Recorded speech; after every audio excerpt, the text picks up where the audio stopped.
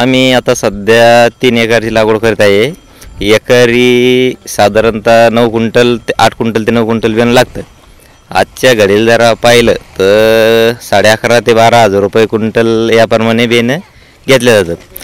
तर साधारण 11,000 जरी म्हणलं तर 9 क्विंटलचे 1,10,000 या आसपास नुसतं बियाणंच लागतं. अद्रकीचे मिनिमम भाव कमीत कमी 7,000च्या पुढं जिंकली तरच परतल खातं. आणि अद्रकीला खर्च खूप मोठा आहे. पहिले सुरुवातीला शेती मशागत, पुन्हा खतं, भेसळ डोस, खर्च खूप आहे अद्रकीला. एकरी 1 ते 1.5 लाख रुपये खर्च येतो. बियाणं जर घरचं असलं तर मग थोडं ठीक नॉर्मल आहे, पण बियाणं जर घरचं नसलं तर मग एकरी खर्च जवळपास मग आजच्या घडीला ह्या भावात जर धरलं 2 लाखापर्यंत खर्च एकरी येतो. ते सुरुवातीला नांगट करून घ्यायची. नांगट झाल्यानंतर कोळपणी, रोटावेटर, बेड पाडायचे. मग आपलं शेणखत एकरी 5 ते 6 टारल्या शेणखत टाकायचं आणि पुन्हा रोटावेटर करायचं. मग आता तुम्ही बघताच तर बेडमध्ये मग सरी पाडून घ्यायची आणि आपलं बेसळ डोस तो टाकायचा आणि लेबर तर चालूच आहे लावायला. बेसळ डोस काय काय टाकलं? बेसळ डोस आता कोणी अलग अलग टाकतं, कोणी अलग अलग टाकतं. प्रत्येकाच्या भागात अलग अलग राहतं. तर आमच्याकडं आता हे तुम्ही बघताच 1840 फ्युरी, सल्फर, भरपूर घटक राहतात त्याच्यामध्ये. जवळपास एकरी 10 ते 12 हजाराचा बेसळ डोस लागतो.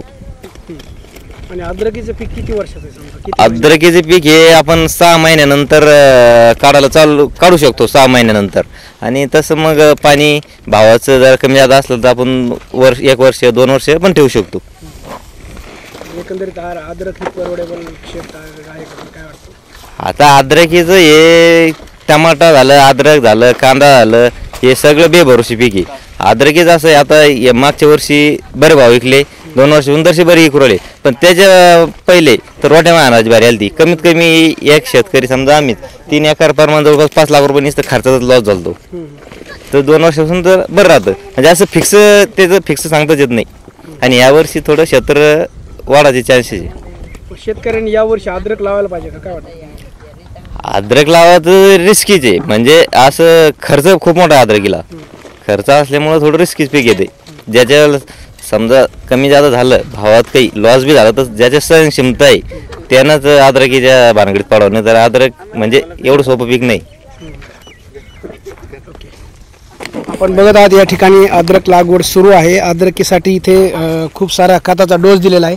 आपल्यासोबत संदीप भाऊ आहेत. संदीप भाऊ घ्या सर, कुठलं खत या ठिकाणी अद्रकीसाठी वापरलेलं? अद्रकीसाठी आता मग सल्फर, मग 10, 26, 26 काला कीट, अजून मग सल्फर आणलेलं आहे, त्याच्यामध्ये कार्बोफ्युरॉन टाकलेलं आहे.